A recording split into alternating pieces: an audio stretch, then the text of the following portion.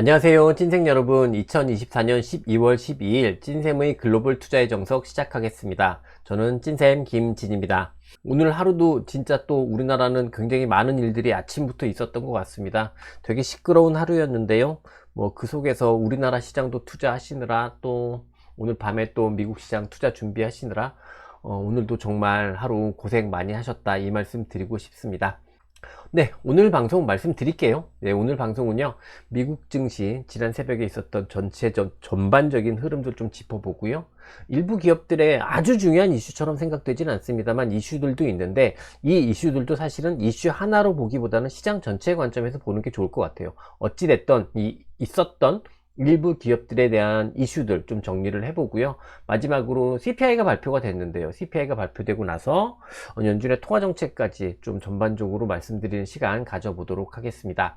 지난 새벽에 끝난 미국 시장은 결국은 나스닥의 고가갱신이 다시 한번 나타난 상승의 하루였고, 상승이 강화된 하루였습니다. 나스닥 지수 같은 경우에는 그 형태가 분명히 상승 추세를 더 강화시키는 형태다, 이렇게 볼 수 있을 것 같고요. 제가 지난 새벽에 미국 시장을 보면서 내린 전체적인 저의 결론은, 시장 전체로만 보면은 제가 걱정했던 것보다, 제가 생각했던 것보다는 더 나은 흐름, 근데 내부의 흐름으로만 보면은 또 이 방송을 통해서 여러분들과 제가 공유했던 그 해석 그대로가 유지되는 그런 모습이었습니다. 빅테크를 중심으로 해서 이제 핵심 주도주들이 강세가 나타났었고요. 이게 시장의 전체의 상승을 이끌면서 나스닥 지수의 강세가 있었던 거고, 실제로 수익률 게임은 계속해서 조금씩 변화가 되고 있는 모습이 판단되고 있습니다. 미국 시장을 보면서 제가 이제 의미 있게 판단할 수 있다라고 생각하는 소결론, 키워드들을 우선 말씀을 드려보면, 첫 번째는 정신 차린 핵심 주도주, 이거인 것 같고요. 두 번째는 수익률 게임이 변화되고 있는 기조 자체는 유지, 하지만 그 형태가 굉장히 악화되는 형태는 아니고 굉장히 긍정적인 형태라는 것. 세 번째는 예상된 CPI 수준의 발표였고 제한적인 금융시장의 영향이었다는 것. 요 세 가지 키워드였던 것 같습니다. 그러면 하나씩 보면서 정리를 해보고요, 다시 최종 결론과 전략으로 같이 가보도록 하겠습니다. 첫 번째 키워드는 정신 차린 핵심 주도주, 이렇게 뽑아봤는데요. 빅테크가 지지난주부터 이제 하나씩 상승 전환이 시도됐다가, 지난 새벽에는 이게 간만에 이제 엔비디아 또 3% 상승, 그리고 브로드컴 같은 경우에는 거의 7%에 육박하는 6.6%의 강세가 있었습니다. 그러니까 핵심 주도주 중에서 빅테크가 상승 전환하고, 지난 새벽에는 빅테크의 상승 속에 핵심 반도체까지도 동반적으로 상승했던 그런 하루라고 볼 수 있는데요. 핵심 반도체 같은 경우 이렇게 보면 엔비디아를 기준으로 생각을 해보면 박스권 내의 상승이고, 사실 그렇죠. 이렇게 볼 수 있는 이 박스권 내의 상승이고, 특별한 롱사인이 있었다라고 보기는 어려울 것 같습니다. 브로드컴이 그래도 상대적으로 꽤 강했는데, 그렇다고 해서 아직까지 요 고가갱신, 이 고가 레벨을 넘어서는 본격적인 롱사인이 나왔다고 보기는 어려운 수준이기 때문에, 핵심 반도체도 완전히 정신 차렸다, 이제부터 얘네들도 고다 라고까지 단정하기는 좀 어려운 수준에서 마무리를 했던 것 같습니다. 그런데 이제 이 브로드컴에 대해서는 조금 이야기가 있었던 것 같습니다. 가장 큰 이슈는 제가 기사를 뽑아왔는데요. 애플이 AI 칩을 브로드컴이랑 같이 개발한다, 이 이슈가 있었던 것 같아요. 그래서 보면 애플 같은 경우가 브로드컴이랑 AI 칩을 공동 개발하겠다. 이름 이제 작전명은 발트라라고 합니다. 발트라라는 프로젝트 명을 가지고, 코드명을 가지고 이걸 개발하기 시작했다, 요거를 발표를 했던 것 같고요. 이거는 TSMC를 통해서 2026년부터 본격적인 양산을 시작할 계획이다, 요런 발표가 있었습니다. 덕분에 이제 브로드컴이 상승을 했던 거다라고 판단은 할 수 있을 것 같은데요. 아직까지 이거는 일단 계획 단계고 현실 단계는 아니기 때문에, 현 시점에서는 브로드컴의 주가 입장에서 생각을 하면 내일 새벽에 발표되는 실적 이후의 주가 동향이 훨씬 더 중요하다 말씀을 드릴 수 있을 것 같고, 요거는 이후에 체크포인트에서 다시 한번 짚어서 말씀드려 보도록 하겠습니다. 이렇게 이제 핵심 반도체가 간만에 동반 상승을 한 가운데, 빅테크 같은 경우에는 애플을 제외하고 모든 종목군에서 거의 동반 상승세가 같이 나타났던 하루입니다. 마이크로소프트도, 아마존도, 알파벳도, 메타도 이렇게 동반 상승하는 그런 모습이었고요. 이들만 상승했던 게 아니라 최근에 이제 가장 강한 주식 중에 하나인 테슬라 같은 경우에도 또 강한 고가 갱신이 나타나면서 전체적인 나스닥 지수의 상승이 이끌렸던 그런 하루다라고 말씀드릴 수 있겠어요. 가장 큰 특징이었다. 근데 오늘 아침에 이제 저희 국내 투자의 정석의 댓글창에 막 이제 테슬라 어떻게 합니까? 이런 문의가 많아서 말씀을 드리겠는데요. 제가 사실 그렇죠. 자문도 아닌데 여기서 뭐 어떤 주식을 사라 마라 현재 가격에서 이런 말씀을 드리긴 되게 좀 곤란합니다. 다만 아시다시피 저는 테슬라 같은 경우에는 어제 방송에서도 한번 말씀을 드렸듯이 이 두 번째 스테이지에 들어가 있는 것처럼 보여지거든요. 그리고 이 두 번째 스테이지가 사실 언제 끝날지는 그 누구도 알 수 없습니다. 하지만 이 두 번째 스테이지라는 거는 굉장히 중장기적인 트렌드, 중장기적인 랠리라는 입장이잖아요. 그리고 이 중장기적인 랠리는 유효하다라고 여전히 보고 있는 상황이고, 고가갱신 단계 굉장히 많이 올랐음에도 불구하고, 그렇기 때문에 포트폴리오의 가이드라인에 빼지 않고 계속해서 유지한다고 말씀을 드려왔잖아요.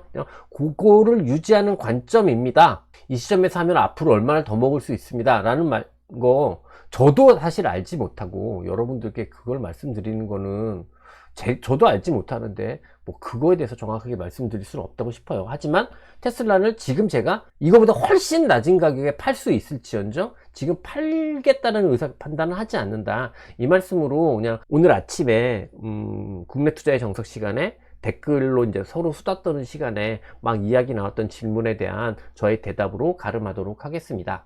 아까 봤듯이 핵심 반도체가 움직이고 빅테크들도 동반 상승하면서 나스닥 지수의 상승이 이끌렸다 라고 정리를 했었는데, 이 중에서도 가장 압도적이고 특징적인 종목은 보시는 것처럼 알파벳이라고 말씀드릴 수 있겠죠. 근데 이 알파벳 같은 경우가 양자 컴퓨팅이라고 단정 짓기는 어려울 것 같아요. 알파벳 같은 경우에는 그 전날 양자 컴퓨팅 이슈가 있었지 않습니까? 여기에 지난 새벽에는 프로토타입 제미나이 2.0이 출시가 됐고요.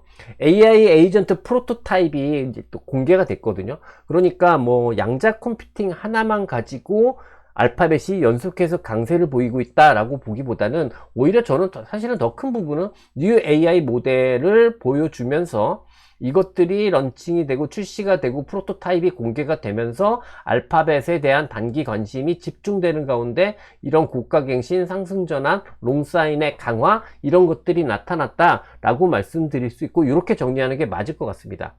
이후에 제가 조금 살펴볼 테지만 양자 컴퓨팅 관련한 종목들 같은 경우에는 지난 새벽에 보면은 어떤 주식은 급등이고 또 어떤 주식은 급락이고 그렇게 일관적인 흐름은 없었거든요. 오히려 하락이 조금 더 많았다고 볼 수 있을 것 같고요. 그러니까 너무 양자 컴퓨팅 하나에만 집중하지는 않으셨으면 좋겠다 싶고요. 그러면 또 AI 모델 때문이다 이렇게 집중하시기보다는 그냥 지난 이틀간의 이 알파벳의 강한 상승은 저는 이렇게 해석을 합니다. 그 형태 자체로만 보면 굉장히 특징적인 모습이긴 합니다만, 알파벳 하나의 문제, 어떤 이슈가 발생해서 알파벳만의 뭔가 롱사인이 나왔다 이렇게 이해하시기보다는 시장 전체가 기존에 그동안 한 2달 동안 상대적으로 너무나 부진했던 핵심 주도주로 몰려가고 있는 분위기 속에서 단기적으로 여러 가지 모멘텀, 뭐 양자 컴퓨팅의 모멘텀도 있고 AI 모델 출시하는 모멘텀도 있고 이런 여러 가지 모멘텀들이 발생했기 때문에 빅테크 중에서도 유독 단기적으로 초단기적이죠. 이틀이니까 이틀 동안 강했다, 이런 현상이다 라고 이해하시면 더 좋을 것 같다라는 말씀을 드리고 싶습니다. 시장은 사실 그냥 이렇게 이해를 할 때 오히려 좀 더 대응하기가 편하거든요. 아니고 만약에 오늘 제미나이 2.0 뭐 에이전트 프로토타입 이거로 딱 고민하기 시작을 하면 이게 너무 주식이 조금 더 어렵고, 그러면 언제 팔아야 될지도 명확하지 않단 말이죠. 시장 전체 관점에서는 더 중요한 거는 알파벳이 떴다가 아니라 빅테크로 지금 핵심 주도주로 몰려있는 모습이다. 이게 더 중요한 부분이다. 이렇게 다시 한번 강조해서 말씀을 드리겠습니다. 두 번째 키워드는 뭐냐면요, 수익률 게임 자체는 변화되고 있다는 걸 제가 어저께 좀 강조를 드렸잖아요. 근데 그 흐름은 유지됐던 것 같아요. 하지만 그게 굉장히 다행스럽게도 악화 형태로 수익률 게임이 변하고 있지는 않은 것 같다. 이게 어저께 또 제가 말씀드리고 싶은, 어제 미국 시장을 보면서 말씀드리고 싶은 또 하나의 특징이었습니다. 최근에 우리가 확산된 주도주가 전반적으로 조정 전환을 하기 시작했고, 이와 동시에 급등했던 특징주들도 전반적인 조정 전환이 있었다는 걸 어저께 우리가 한번 눈으로 확인을 했었잖아요. 그리고 이걸 우리는 수익률 게임의 변화라고 규정을 했었습니다. 그런데 이런 흐름은 지난 새벽에도 그냥 이어졌다라고 말씀드리고 싶고요. 소프트웨어 다 전반적으로 상승을 했습니다. 하지만 보시면 오라클도 상승하는 폭이 제한적이었고 세일스포스도 상승하는 폭이 제한적이었고, 그래서 단기 정체 전환되는 수준, 그 수준에서 다시 상승으로 전환되는 그 정도의 강세 흐름은 소프트웨어 전반에서 나타나지 않았던 것 같고요. 그 흐름은 가장 대장주라고 할 수 있는 팔란티어에서도 마찬가지 형태로 나타났던 것 같습니다. 뭐 오늘부터 다시 팔란티어가 강세를 보일 수도 있겠습니다만, 어찌됐던 단기에 조금 약간 상승이 둔화되는 흐름이 빠르게 뭐 빅테크의 고가갱신처럼 빠르게 해소되는 모습은 최소한 아니었다라고 볼 수 있고, 가장 강한 팔란티어도 이 정도였기 때문에 그냥 전반적으로 보면은 확산된 주도주가 수익률 게임이 조금 둔화되는 국면이기는 하다. 그 흐름은 지난 새벽에도 이어졌다. 소프트웨어에서도 그렇다라고 이렇게 이해를 해주시면 될 것 같아요. 하드웨어 쪽도 마찬가지였다라고 생각을 합니다. 지난 새벽에는 하드웨어도 다 전반적인 상승이었거든요. 뉴스케일 파워도 반등이었고요. 원전에서 탈렌 에너지도 반등의 그런 흐름이었습니다. 그리고 또 이튼 코퍼레이션도 반등이었고요. 버티브 홀딩스도 반등이었습니다. 다만 지금 다 보여드린 형태처럼 기존에 지금 정체로 전환되어 있잖아요. 근데 이 기존의 정체로 전환되어 있는 흐름이 다시 상승으로 전환될 만큼 그것을 기대할 수 있는 수준의 강세가 지난 새벽에는 핵심 주도주에 빌려서 없었다라는 거죠. 그러니 앞서 이야기했던 대로 확산된 주도주군 같은 경우에는 실제로 더 특별하게 약세를 보이지는 않았지만 기존의 정체 흐름 내에서 강세만 보였던, 그래서 수익률 게임이 다시 좋아지는 시그널까지는 보여주지 못했던, 그러니 수익률 게임의 변화는 유지됐다라고 판단할 수 있는 그런 전개들이 나타났다라고 정리를 할 수 있을 것 같습니다. 단기에 급등했던 특징주들 있잖아요. 이런 주식들도 그냥 마찬가지였던 것 같습니다. 제가 이제 애플로빈 같은 경우에 반등했습니다. 반등했지만 재상승 수준의 반등이 아니었잖아요. 그러니까 그냥 소프트웨어 수준과 유사했다라고 볼 수 있을 것 같고, 소피도 이거 다 그냥 특징지라고 제가 본 주식인데요. 마찬가지입니다. 이 정체 구간을 넘어서는 수준의 초급등이 나타나지는 않았거든요. 이런 종목들 같은 경우 변동성이 엄청 커서 이들이 진짜 뜬다 이러면 정말 그렇게 뜰 수도 있을 텐데 그런 시그널은 없었다라는 거죠. 그러니까 전반적으로 앞서 말씀드린 대로 확산된 주도주군의 수익률 게임 둔화, 같이 올라왔던 특징주들의 수익률 게임 둔화가 전반적으로 어제도 유지했던 모습이다 라고 볼 수는 있는데, 다만 여기서 진짜 특징적인 거는 뭐냐면 이들의 조정 형태가 사실 나쁘게 생각하려고 하면은 굉장히 나쁘게 전개될 수도 있었잖아요. SMR 같은 경우에도 장중에 약세가 계속해서 이어졌다고 싶으면 이게 단기 하락이 더 이어지는 형태, 그래서 더 부정적인 형태로도 전개될 수 있었는데 그런 형태로는 나타나지 않았단 말이죠. 그러니 확산된 주도주군 그리고 특징주들의 전반적인 수익률 게임의 둔화, 상승 탄력의 둔화는 있지만 이게 가장 나쁘게 생각할 수 있는 가장 부정적인 형태로는 전개되지 않았다. 이거는 시장 전체의 느낌에서 보더라도 굉장히 긍정적인 시그널이다, 이렇게 말씀드리고 싶고, 이 부분은 꼭 우리가 체크를 해봐야 됐던 것 같아요. 그래서 앞서 제가 크게 정리할 때도 내부 흐름의 변화는 예상대로 이어졌다, 하지만 내부 흐름의 변화가 악화 형태로는 나타나지 않고 있다, 이렇게 이제 정리를 할 수 있었던 거고요. 앞서 이제 양자 컴퓨팅 잠깐 말씀드렸는데, 이게 사실 저는 개인적으로 여전히 양자 컴퓨팅 같은 경우는 너무나 많은 비용이 드는 그런 테크놀로지이기 때문에 결국은 대형회사 중심이지 않을까라고 생각을 하는데, 그래도 중소형주 중에서 많이 이제 이야기되고 있는 게 아이온큐, 그 다음에 RGTI, 그리고 QBTS, 뭐 이런 종목들, 다 이거 티커입니다. 이런 종목들인데요. 보시면 아이온큐는 반대로 이제 굉장히 큰 폭의 약세, 거의 10% 육박하는 약세가 나타났던 것 같고요. QBTS 같은 경우 D-Wave 퀀텀이라는 회사인데요. 이 회사도 이제 굉장히 큰 폭의 한 12%에 육박하는 약세가 있었습니다.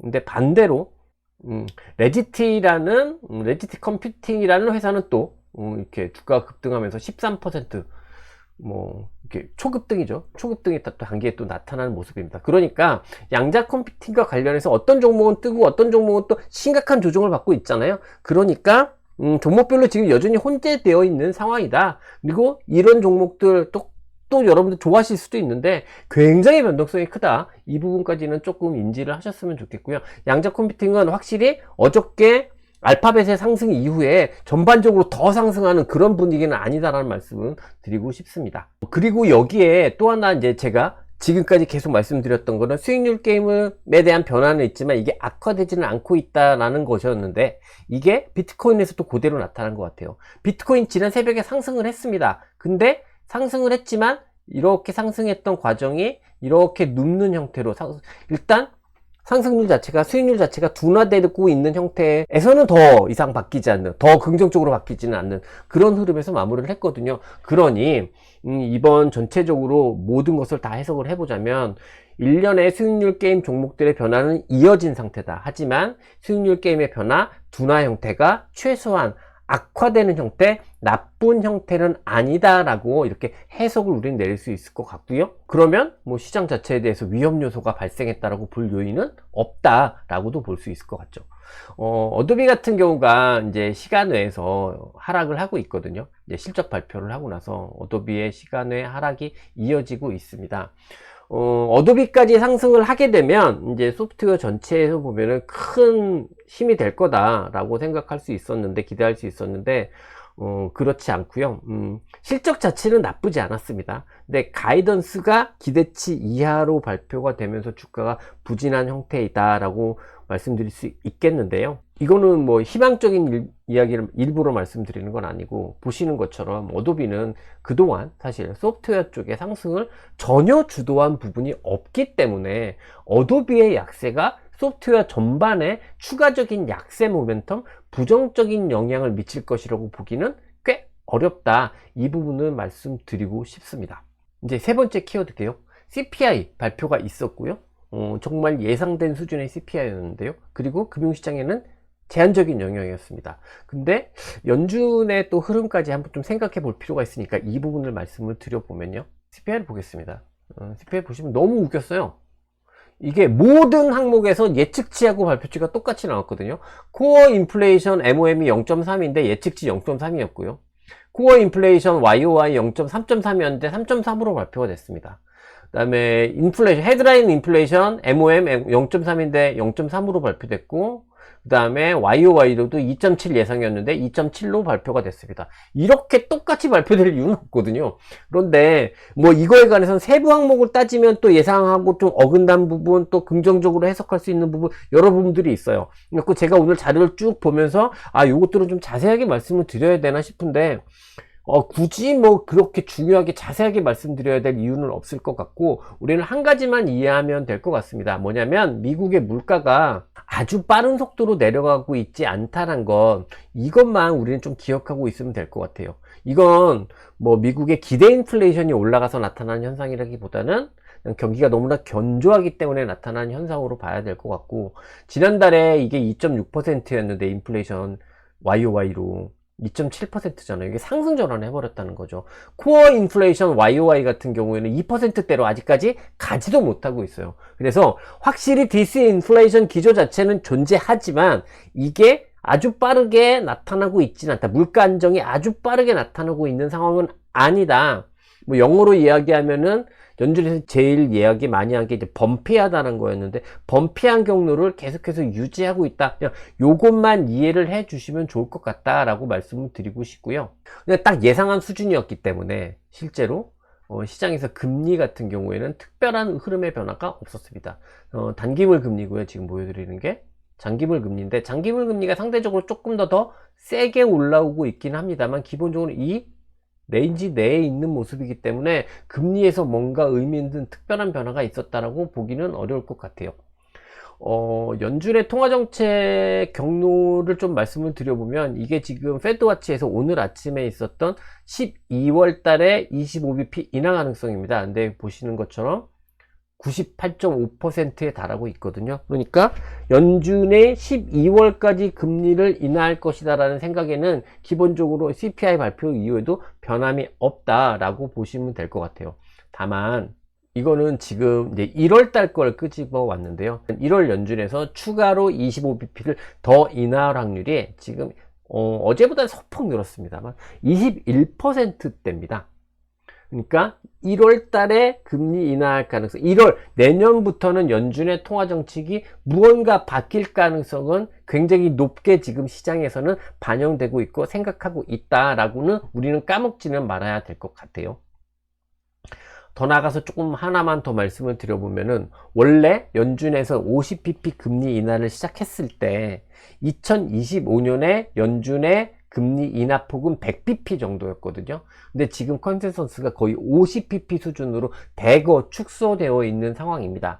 그러니 다음 주 목요일 날 FOMC가 있잖아요. 근데 FOMC에서는 말이 되게 말장난 같지만 웃긴 그 매파적 금리 인하, 무슨 얘기냐면 이번까지는 금리 인하를 하지만 다음번에는 인하를 할지 안 할지 모르겠어 라는 식으로 이야기하는 매파적 금리 인하를 단행할 가능성이 높다고 우리는 볼 필요가 있을 것 같습니다. 이후에 아마 뭐 관세 정책이나 이런 관세 같은 정책이나 혹은 또 경제 지표에 따라서 금리 경로가 다시 이제 수정이 될 것 같아요. 하지만 어떤 그런 의미 있는 정책적 변화나 경제 지표의 변화가 없다라면 단기물을 기준으로 생각을 했을 때 현재 지금 형성되어 있는 레벨이 있거든요. 요 레벨, 요 레벨, 이 사이에서 계속해서 금리가 움직이지 않을까라고 생각하는 게 맞을 것 같고요.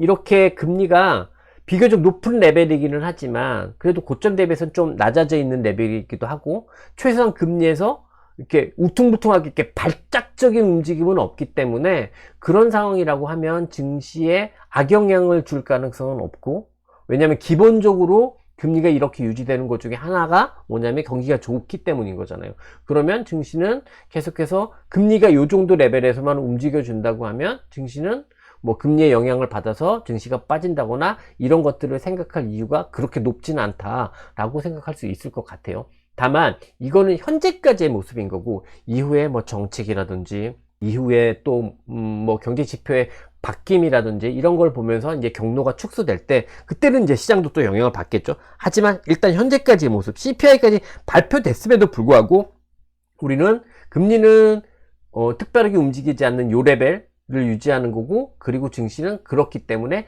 랠리를 이어가는 거고, 이렇게 계속 생각할 수 있을 것 같습니다. 네, 이제 결론 말씀드리도록 하겠습니다. 일단 내부 흐름의 변화는 크게 바뀌지 않았죠. 최근 수익률 게임을 주도했던 종목군의 전반적인 수익률 게임 둔화도 굉장히 안정적인 형태로 전개되고 있는 게 다시 한번 확인이 됐습니다. 거기에 기대 이상으로 핵심 주도주군의 상승이 더 강하게 나타나면서 나스닥 지수가 추세 강화가 나타났다는 점은 굉장히 또 고무적인 부분으로도 생각할 수 있을 것 같아요. 그러니까 뭐 더 오버해서 생각할 것까지는 없겠지만 우리의 해석이 그대로 유지되고 있고, 어쩌면 우리의 해석보다도 더 긍정적인 형태로 전개되고 있는 미국 증시이다, 이렇게 이해해 주시면 좋을 것 같습니다. 오늘 밤 체크 포인트 보겠습니다. 오늘 밤에는 PPI하고 주간 실업수당 청구 건수의 발표가 있습니다. 시장에 큰 영향을 줄 거라고 보여지진 않아요. 그래도 중요 경제 지표니까 장 시작 전에 어떤 변화가 있는지만 좀 확인을 해 보시면 좋을 것 같고요. 실제 체크 포인트는 결국 또 하나다라고 말씀드려요. 우리는 해석을 통해서 시장의 위험은 기본적으로 제한적이고, 대신에 이제 핵심 주도주군 중심으로 시장 전개가 진행되고 있다, 이거 잘 이해하고 있는 상황이잖아요. 그러면 체크 포인트는 하나죠. 우리가 이해하고 있는 것과 반대로 전개되는 것, 그것만 체크하면 됩니다. 특히 저는 핵심 주도주군의 강력한 하락 반전, 이것도 체크를 해야겠지만, 그거보다는 지금 정체로 전환되어 있는 확산된 주도주군에서 혹시 모를 하락 강가 나오는지 뭐 이런 거를 중심으로 좀 주목해서 보시면 좋을 것 같습니다. 마지막으로 체크 포인트는 내일 새벽에 장 끝나고 발표될 브로드컴의 실적 발표인데요.